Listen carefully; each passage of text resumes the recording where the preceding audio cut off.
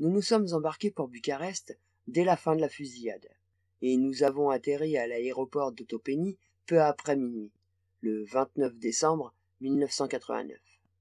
Nous étions 6, rien que des hommes. En tant que semi-officiels du contingent international d'évaluation, on nous entraîna loin des remous de la foule entourant ceux qui, depuis la Révolution, passaient pour le service des douanes. Puis, on nous enfourna dans un car de l'ONT pour parcourir les 15 kilomètres nous séparant de la ville. Le père Paul, l'ecclésiastique alibi de notre contingent, montra du doigt 2 impacts de balles sur la vitre arrière du véhicule. Mais le docteur Msela le coiffa en nous faisant signe de regarder par la fenêtre lorsque nous empruntâmes l'allée circulaire éclairée qui permettait de quitter l'aéroport. Des tanks de type soviétique stationnaient le long de la voie principale, là où en temps normal des taxis auraient attendu, leurs longs museaux pointés vers l'entrée de l'allée dont nous émergions. Des postes militaires, protégés par des sacs de sable, bordaient l'autoroute et occupaient les toits de l'aéroport. Des lampes à vapeur de sodium illuminaient de jaune les casques et les fusils des soldats qui montaient la garde tout en rejetant leur visage dans une ombre profonde. D'autres hommes, certains en uniforme de l'armée régulière, d'autres en tenue improvisée de la milice révolutionnaire, dormaient, couchés à l'abri des tanks. Durant une seconde, l'illusion de trottoir jonché de cadavres de Roumains fut parfaite, et je retins ma respiration, n'exhalant lentement que lorsque je vis l'un des corps remuer et un autre allumer une cigarette. Ils ont, la semaine dernière, repoussé plusieurs attaques des troupes loyalistes et de la Securitate, chuchota Don Wesley, notre agent de liaison politique envoyé par l'ambassade. Son ton suggérait qu'il s'agissait d'un sujet embarrassant, comme l'acte sexuel. Radu Fortuna, le petit homme qu'au terminal on nous avait présenté comme notre guide et notre lien avec le gouvernement de transition, se tourna vers nous avec un grand sourire, comme s'il n'était embarrassé ni par le sexe, ni par la politique. « Il tue beaucoup de Securitate », dit-il à haute voix, son sourire s'élargissant encore. « 3 fois, les gens de Ceausescu essaient de prendre l'aéroport. 3 fois. Ils se font tuer. » Don Westler hocha la tête en souriant, nettement gêné par cette conversation. Mais le docteur Mslea se pencha dans l'allée. La lumière de la dernière lampe à vapeur de sodium illumina son crâne chauve durant les quelques secondes qui précédèrent notre plongée dans les ténèbres de l'autoroute déserte. « Alors, le régime de Ceausescu a vraiment pris fin ?» demanda-t-il à Fortuna. Je vis seulement la faible lueur du sourire du Roumain dans l'obscurité soudaine. « Ceausescu est fini, oui, oui, dit-il. Ils prennent lui et sa putain vache de femme à Tchergovist pour un... Vous savez, comment vous appelez ça? Procès. » Radu Fortuna rit de nouveau, d'une manière qui semblait à la fois enfantine et cruelle. Je me surpris à frissonner dans les ténèbres. Le car n'était pas chauffé. « Ils ont un procès, » poursuivit Fortuna.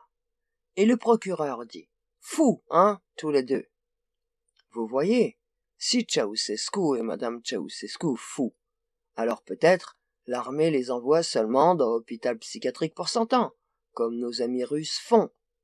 Vous savez. Mais Ceausescu dit « Quoi? Quoi, fou? Comment osez-vous? Ces provocations obscènes. » Et sa femme, elle, dit « Comment pouvez-vous dire cela à la mère de votre nation ?» Alors le procureur dit « D'accord, aucun vous n'est fou. Votre propre bouche le dit. » Et puis les soldats, ils tirent des pailles, tellement beaucoup veulent que ce soit eux. Ceux qui ont la chance, ils emmènent les Ceausescu dans la cour et les tirent dans la tête, beaucoup de fois. Fortuna gloussa avec enthousiasme, comme s'il racontait une histoire drôle. « Oui, régime fini, » dit-il au docteur Mslea. « Peut-être un petit milieu de Securitate, ils ne le savent pas encore, et toujours tirent sur les gens. Mais ce sera bientôt fini. Le plus gros problème, c'est qu'est-ce qu'on va faire avec 1 personne sur 3 qui espionne pour l'ancien gouvernement, hein ? Fortuna gloussa de nouveau, et dans l'éblouissante lumière d'un camion militaire arrivant soudain en sens inverse, j'aperçus sa silhouette au moment où il haussait les épaules. Il y avait maintenant sur les vitres à l'intérieur une fine couche de condensation qui se transformait en glace. Mes doigts étaient raides de froid, et je sentais à peine mes orteils dans les absurdes souliers de soirée des Bali que j'avais chaussés ce matin. J'ai gratté un peu la glace sur ma vitre lorsque nous sommes entrés dans la cité proprement dite. « Je sais que vous êtes très importante personne de l'Ouest, » dit Radu Fortuna, et sa respiration créa un petit brouillard qui s'éleva vers le plafond du car tel une âme en fuite. « Mais j'ai peur que j'ai oublié certains noms. » Don Westler fit les présentations. Le docteur Hemslea appartient à l'Organisation mondiale de la santé. Le père Gérald de Paul représente à la fois l'archidiocèse de Boston et la Fondation du Secours à l'enfance. « Ah, bien avoir prêtre aissé, » dit Fortuna, et j'entendis dans sa voix quelque chose qui aurait pu être de l'ironie. Le docteur Leonard Paxley, professeur émérite du département d'économie de l'université de Princeton, continua Westler, prix Nobel d'économie en 1978. Fortuna salua le vieil académicien. Paxley n'avait pas dit un mot depuis que nous étions partis de Francfort, et il semblait maintenant perdu dans son par-dessus trop grand et derrière les replis de son cache-nez. Un vieil homme à la recherche d'un banc dans un parc. « La bienvenue chez nous, » dit Fortuna, « même si notre pays n'a pas d'économie au moment présent. »« Bon Dieu, il fait toujours aussi froid ici, » dit une voix assourdie par les couches de laine. Le professeur émérite lauréat du prix Nobel frappa le plancher de ses petits pieds. « Il fait assez froid pour geler les roubignoles d'un bulldog en bronze. » Monsieur Carlberry représente l'American Telegraph and Telephone, se hâta d'enchaîner Westler. L'homme d'affaires Rondelet, assis à côté de moi, tira sur sa pipe, l'ôta de sa bouche, fit un signe de tête en direction de Fortuna et recommença à fumer comme si cela constituait une source essentielle de chaleur. J'eus un instant la vision folle de nous 7 dans le car, serrés les uns contre les autres autour des braises rougeoyantes de la pipe de Berry. « Et monsieur Harold Winston Palmer, » dit Westler, en me montrant, « vice-président responsable des marchés européens pour... »« Oui !» La voix de Radu Fortuna exprimait la même faim que celle, disons, d'un python quelques secondes avant d'engloutir sa proie. « Je connais l'entreprise que représente monsieur Palmer. »« Bien sûr que oui. Nous étions l'une des plus grosses sociétés industrielles du monde. Et si vous étiez américain, vous possédiez, ou aviez possédé, l'un de nos principaux produits. Si vous étiez roumain, vous rêviez d'en posséder un. Vous avez été en Roumanie avant, je crois, monsieur Palmer. » Je pus voir les yeux de Fortuna briller lorsque nous atteignîmes les quartiers éclairés de la ville. Je suis assez âgé pour avoir fait partie des forces d'occupation de l'Allemagne, peu après la guerre. La scène, derrière Fortuna, était à peu près semblable. Il y avait d'autres tanks sur Palace Square, de grosses masses noires qu'on aurait pu prendre pour des tas de métal froid abandonnés si la tourelle de l'un d'eux ne nous avait suivis au passage. Il y avait des carcasses carbonisées de voitures incendiées et au moins un transport de troupes blindées qui n'était plus qu'un monceau d'acier roussi. Notre car tourna à gauche et laissa derrière lui la bibliothèque universitaire dont le dôme doré et le toit très orné s'écroulaient entre des murs criblés de trous et rayés de suie. « Oui, » répondis-je, « je suis déjà venu. » Fortuna se pencha vers moi. « Et peut-être cette fois, votre société ouvrira une usine ici, oui ? » « Peut-être. » Il ne me quittait pas des yeux. « Nous travaillons pas cher du tout ici, » chuchota-t-il si doucement que je doutais que quelqu'un d'autre ait pu l'entendre, sauf Carlberry. « Pas cher du tout.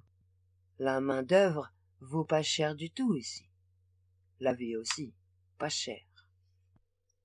Tournant à gauche et quittant la Calea Victoreille déserte, nous empruntâmes le boulevard Nicolae Balescu pour venir nous arrêter dans un crissement de pneus en face du plus grand immeuble de la ville, l'Intercontinental Hotel et ses 22 étages.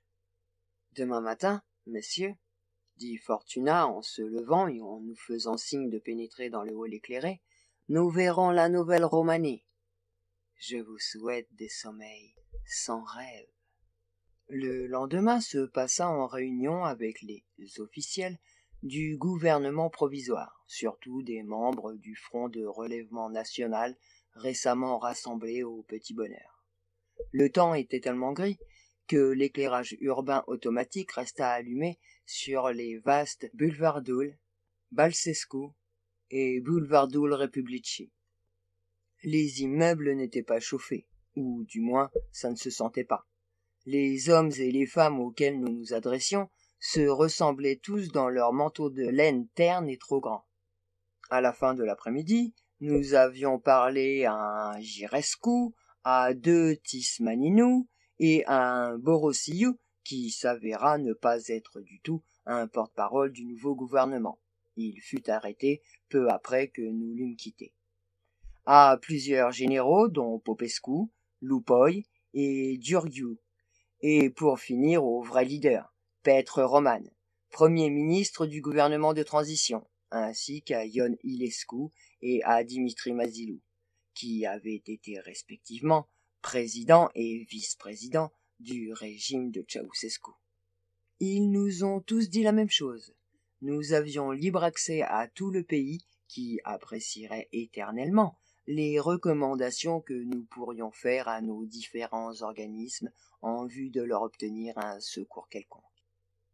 En revenant à l'international ce soir-là, nous avons vu une bande de gens, dont la plupart, semblait-il, étaient des employés de bureau sortis des ruches de pierre du centre, leur journée de travail terminée. Bourrés de coups de poing et de coups de pied, 3 hommes et une femme.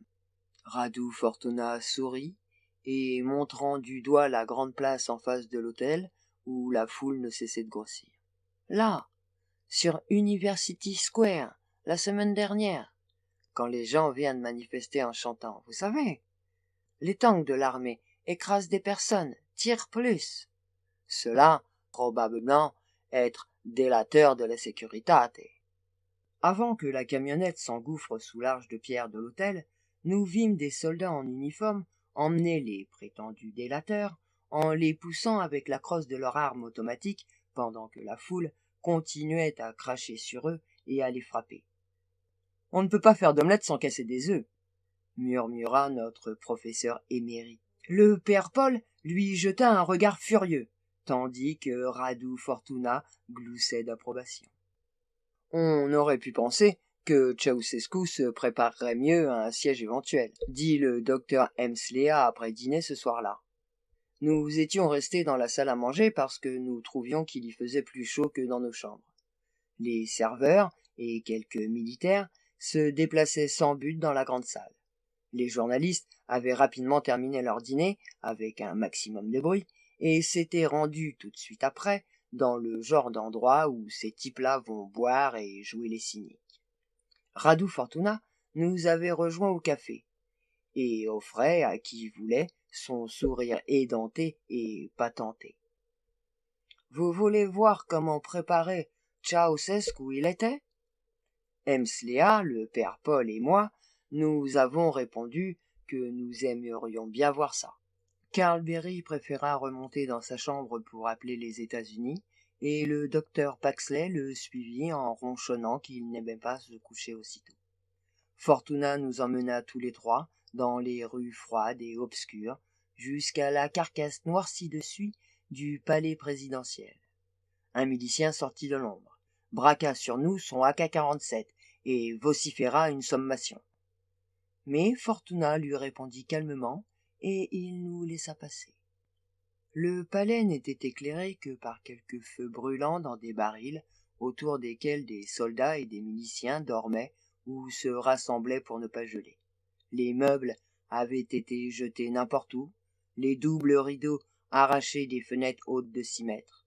Des papiers jonchaient le sol et les dalles protocolaires étaient zébrées de traînées sombres. Fortuna nous fit parcourir un couloir étroit, puis traverser une série de pièces, sans doute un appartement privé, et s'arrêta devant ce qui semblait être un placard tout à fait banal. À l'intérieur, il n'y avait que 3 lanternes sur une étagère. Fortuna les alluma, en tendit une à Hemslea et une à moi, puis toucha une moulure sur le mur du fond. Un panneau coulissa, s'ouvrant sur un escalier de pierre. La demi-heure qui suivit nous fit l'effet d'un rêve, presque d'une hallucination. Les marches conduisaient à des pièces sonores, d'où se raméfiait un dédale de tunnels et d'escaliers de pierre. Fortuna nous entraîna au cœur de ce labyrinthe dont les plafonds voûtés et les pierres glissantes réfléchissaient nos lumières. « Bon sang !» murmura le docteur Hemslea au bout de 10 minutes. « Ça continue comme ça sur des kilomètres. »« Oui, oui. » Radu Fortuna sourit. « Beaucoup de kilomètres. » Nous avons traversé des magasins avec des armes automatiques sur des étagères, des masques à gaz suspendus à des crochets, des centres de commande où des moniteurs de radio et de télévision étaient tapis dans l'ombre, certains détruits, comme si des fous armés de haches avaient déchargé leur colère sur eux. D'autres, encore recouverts de plastique transparent, attendant que l'opérateur les allume. Des casemates pourvus de lits superposés, de réchauds et d'appareils de chauffage au kérosène que nous regardions avec envie. Certains semblaient intacts. D'autres avaient été le théâtre d'une évacuation effectuée dans la panique ou de luttes tout aussi affolées contre l'incendie. Il y avait du sang sur les murs et le plancher d'une de ces salles. Des traînées plus noires que rouges à la lumière de nos lanternes chuintantes. Nous avons vu aussi des cadavres au fond des tunnels, étendus dans des mares dont l'eau avait dégoutté des écoutilles ou tombé derrière des barricades édifiées à la hâte au carrefour des avenues souterraines. Les voûtes de pierre sentaient le frigo à viande. « La sécurité !»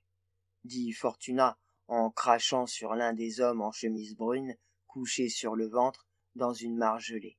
« Ils fuyaient comme des rats, ici, et on les achevait comme des rats, vous savez. » Le père Paul fit le signe de croix et s'accroupit à côté d'un des hommes un long moment, pour prier en silence.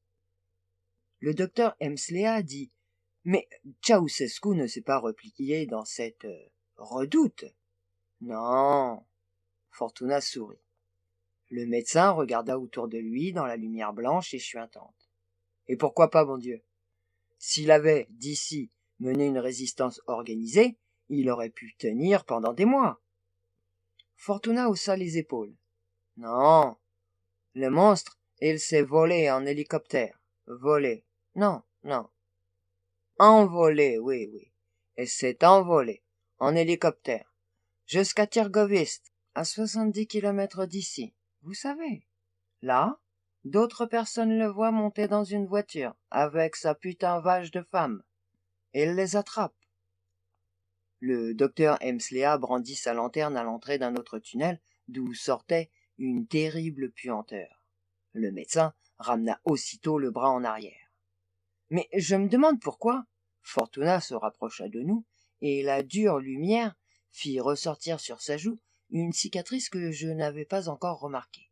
« On dit que son conseiller, le conseiller noir, lui a dit de ne pas venir ici. » Il sourit. Le père Paul essaya de sourire. « Le conseiller noir? On a l'impression que son conseiller, c'était le diable. » Radu Fortuna acquiesça d'un signe de tête.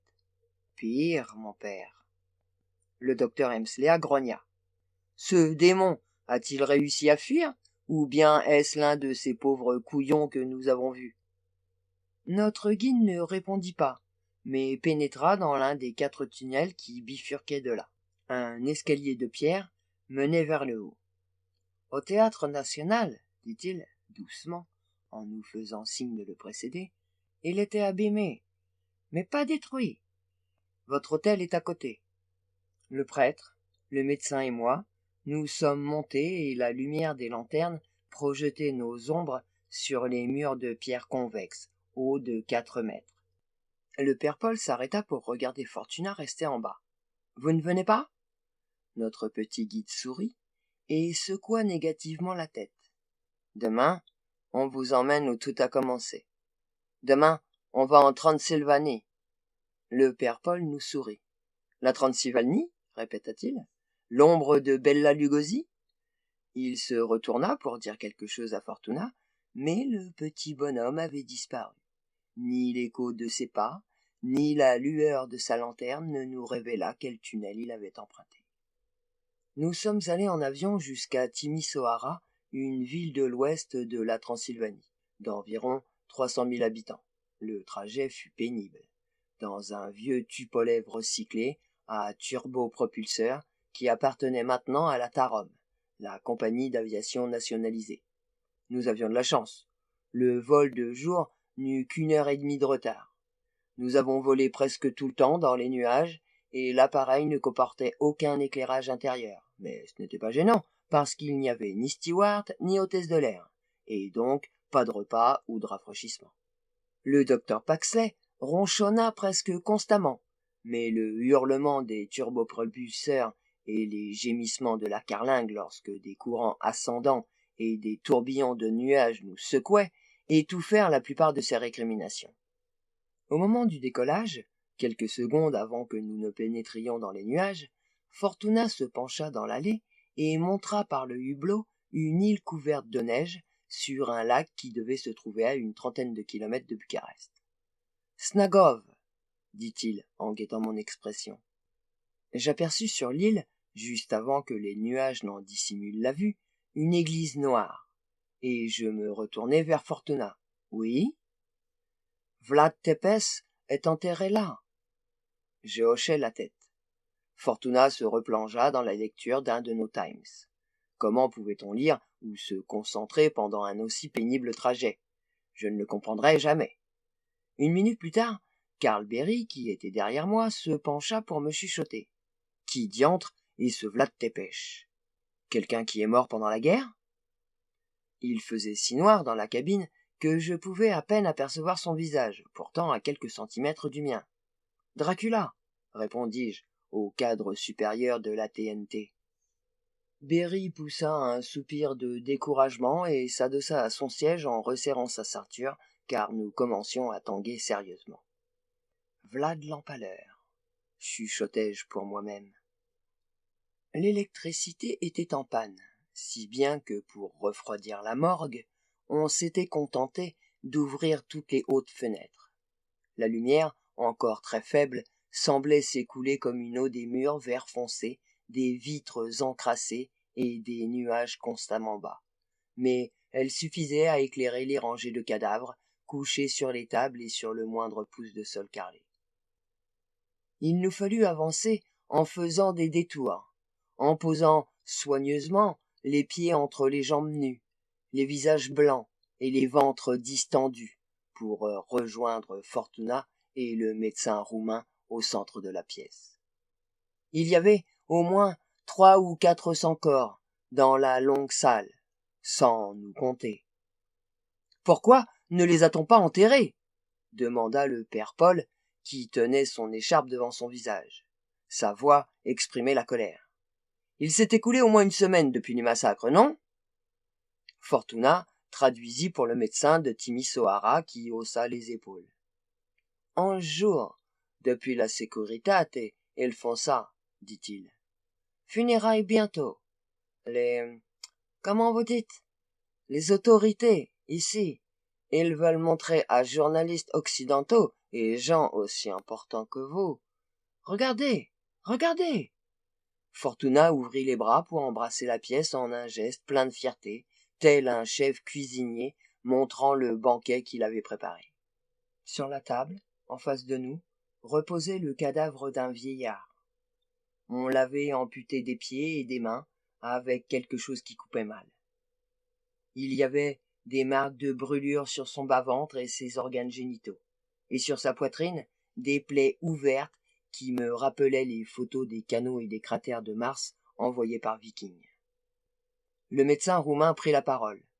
Fortuna traduisit. Il dit: La sécuritate. Il joue avec l'acide, vous savez? Et là, la jeune femme couchée par terre était habillée, mais on avait déchiré ses vêtements depuis ses seins jusqu'à son pubis. Ce que je pris d'abord pour une autre couche de haillons écarlate lacérés, je m'aperçus que c'était le repli du péritoine, bordé de rouge, de son ventre ouvert. Le fœtus de 7 mois reposait sur ses cuisses comme une poupée jetée au rebut. C'était un petit garçon. « Par ici !» ordonna Fortuna en faisant quelques pas dans le dédale des jambes, puis il nous montra quelque chose. C'était un enfant d'une dizaine d'années, mort. Une semaine au moins de froid glacial avait distendu et moucheté sa chair, la transformant en un monceau de parchemin boursouflé et marbré.